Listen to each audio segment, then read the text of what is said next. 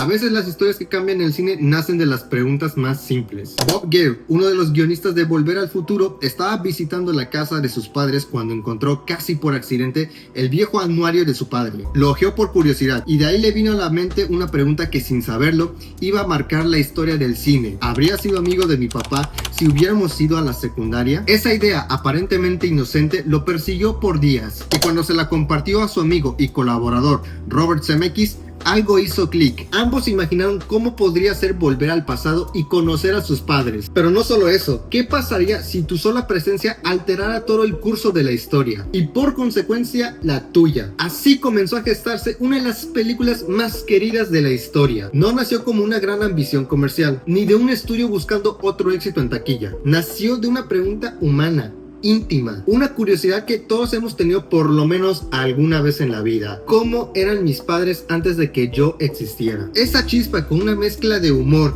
nostalgia y emoción fueron el primer paso hacia Back to the Future, una historia que como veremos tardó mucho tiempo en encontrar su camino, pero que cuando lo hizo cambió el futuro del cine para siempre.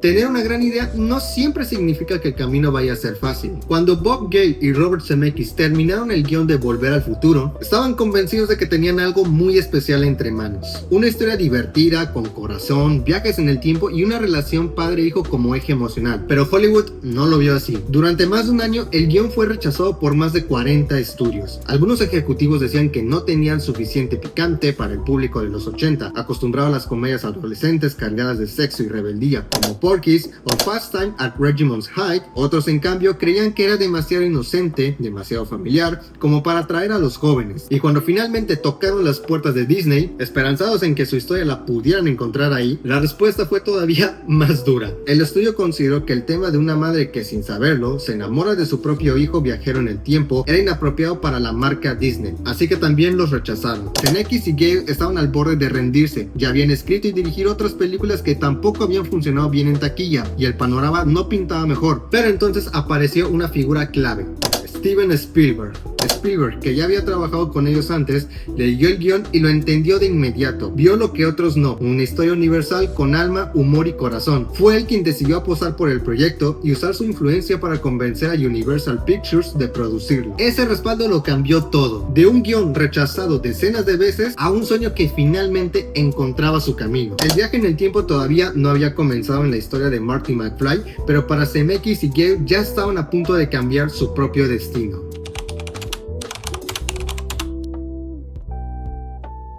En el cine, a veces un objeto se vuelve tan icónico como los personajes, y en Volver al Futuro ese papel lo tuvo una máquina de tiempo con puertas de ala de gaviota: el DeLorean. Pero lo curioso de todo esto es que en los primeros borradores del guión, la máquina del tiempo no era un auto. Zemeckis y Gale habían imaginado originalmente un refrigerador. Sí, un simple refrigerador que Marty iba a usar para viajar en el tiempo. Sin embargo, pronto se dieron cuenta de lo peligroso que sería para los niños de los 80 imitar la escena y meterse en uno. Claro, como si conducir un coche a tantos kilómetros de velocidad no fuera para nada peligroso. Así que había que pensar en otra cosa. Zemeckis quería algo que pudiera moverse, que se sintiera tecnológico, pero también algo fuera de lo común. Y entonces surgió la idea del DeLorean, un auto que en aquel momento era símbolo de modernidad y fracaso al mismo tiempo. Diseño futurista, cuerpo de acero inoxidable, pero una historia real llena de problemas financieros y mala reputación. Esa mezcla por alguna razón fue perfecta. Era un vehículo que parecía salido del futuro, pero que al mismo tiempo pertenecía al mundo real. Y con algunas modificaciones del Doc Brown, el DeLorean dejó de convertirse en un auto para convertirse en un ícono del cine. Un auto que no solamente transportó a Marty McFly a 1955, sino que transportó a millones de espectadores a un viaje donde la imaginación no tenía límites.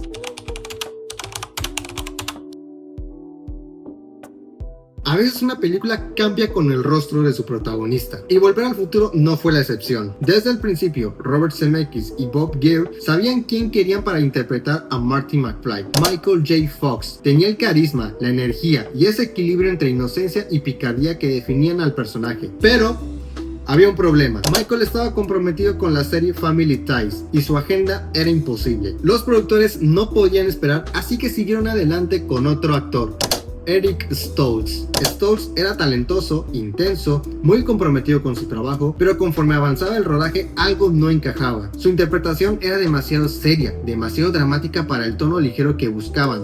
Zemeckis lo veía y sentía que Volver al Futuro perdía su esencia. Después de semanas de filmación y una decisión durísima, el equipo tomó una de las decisiones más arriesgadas de la historia del cine: despedir al protagonista y volver a filmar todo. Fue entonces cuando el destino por fin se alineó. Michael J. Fox consiguió ajustar sus horarios. Filmaba Family Ties de día y Back to the Future de noche. Dormía apenas unas horas, pero cuando las cámaras rodaban, esa energía desbordante y natural transformó la película. Con Michael J. Fox, Marty McFly cobró vida. De pronto la historia tenía humor, corazón y una chispa que solo él podía dar.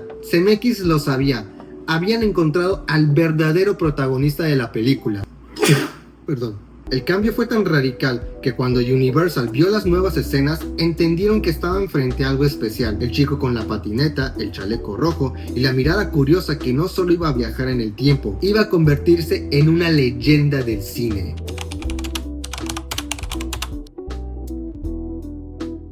Filmar Volver al Futuro fue como construir una máquina del tiempo real, emocionante e impredecible, y llena de problemas que nadie había previsto. Con Michael J. Fox recién incorporado, el rodaje tuvo que reiniciarse casi desde cero. Eso significó regrabar semanas enteras de material, rediseñar escenas y reprogramar todo el calendario. Mientras tanto, Michael vivía una rutina casi imposible. Grababa Family Ties durante el día y en cuanto terminaba, una camioneta lo llevaba directamente al set de Volver al Futuro. Ahí filmaba hasta la madrugada, dormía apenas 3 o 4 horas y volvía a empezar. Era agotador, pero su energía frente a la cámara jamás decayó. Zemeckis y el equipo técnico también se enfrentaban a otro reto: los efectos visuales. En 1985 no existían las herramientas digitales que hoy damos por sentadas. Cada destello, cada rastro de luz del DeLorean viajando en el tiempo fue creado a mano, fotograma por fotograma. Y por supuesto estaba la escena de la torre del reloj, el momento culminante de la película donde Marty intenta volver al futuro mientras un rayo cae justo sobre el edificio. Esa secuencia se convirtió en un desafío épico de sincronización, precisión y tensión. Cada toma requería una coreografía perfecta entre actores, efectos y maquinaria real. Nada podía fallar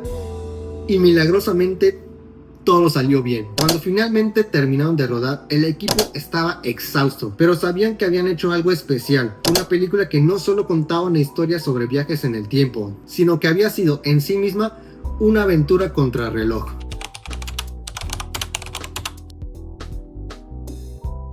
Si Volver al Futuro es una máquina del tiempo, la música fue el combustible que la hizo despegar. Desde el primer instante, el tema principal, compuesto por Alan Silvestri, se convirtió en una declaración de intenciones. Una orquesta poderosa, épica, que te hace sentir que estás a punto de vivir algo grande. Zemeckis quería que la música sonara heroica, como si Marty McFly fuera un aventurero clásico, un héroe accidental al estilo de los viejos seriales de los 50, y Silvestri lo entendió a la perfección. Su partitura elevó la historia, cada nota acompañaba el ritmo, la emoción, la nostalgia. Era cine puro. Pero la verdadera magia llegó con el rock, porque Volver al Futuro no solo hablaba de viajes en el tiempo, también hablaba de rebeldía, juventud y música. Y ahí apareció Huey Lewis and the News con The Power of Love, una canción escrita especialmente para la película, que no solo se volvió un éxito mundial, sino que encapsuló perfectamente el espíritu de toda la historia, el amor como fuerza que impulsa los grandes cambios, incluso a través del tiempo. Y luego está ese momento inolvidable: Marty McFly sobre el escenario del baile del encantamiento bajo el mar, una guitarra Gibson roja en las manos y Johnny B. Good sonando con toda la energía del rock and roll. Esa escena no solo conecta dos épocas, sino que define la esencia de la película: el chico del futuro inspirando a la generación del pasado. La música de Volver al Futuro no fue solo un acompañamiento más, fue un personaje más en la historia.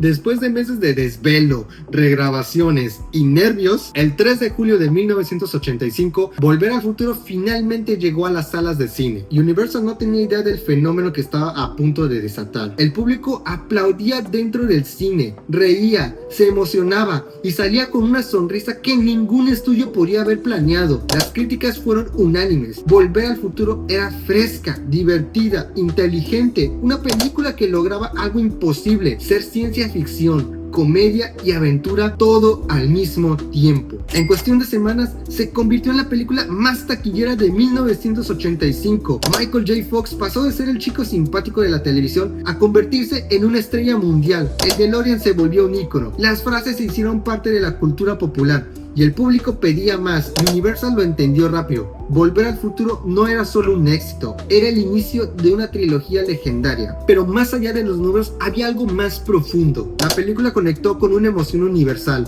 la nostalgia, el deseo de volver atrás, de entender a nuestros padres, de imaginar que tal vez, solo tal vez, podríamos cambiar algo en el pasado para mejorar nuestro presente. Zemeckis y Gale habían hecho mucho más que una comedia sobre viajes en el tiempo. Habían creado una historia sobre el valor de las decisiones, sobre el amor familiar y sobre creer que en el futuro está literalmente en nuestras manos.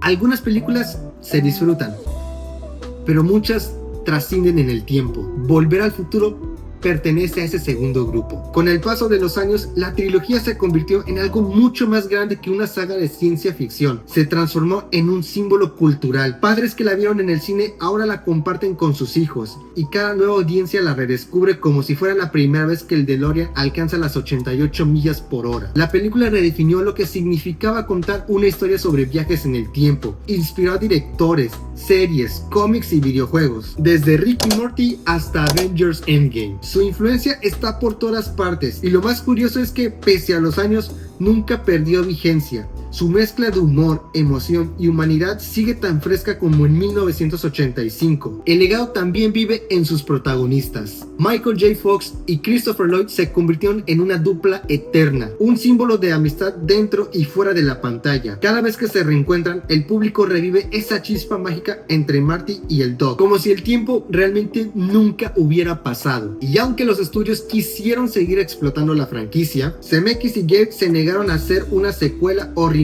sin el elenco original, porque entendieron algo que Hollywood a veces olvida: hay historias que son perfectas tal y como están. Hoy, Volver al Futuro sigue siendo una cápsula del tiempo, un recordatorio de que la imaginación puede llevarnos más lejos que cualquier máquina del tiempo, y que a veces mirar hacia atrás es la mejor manera de entender hacia dónde vamos. Porque el futuro, como dijo Doc Brown, It means your future hasn't been written yet. No one's has. Your future is whatever you make it. So make it a good one. Both of you.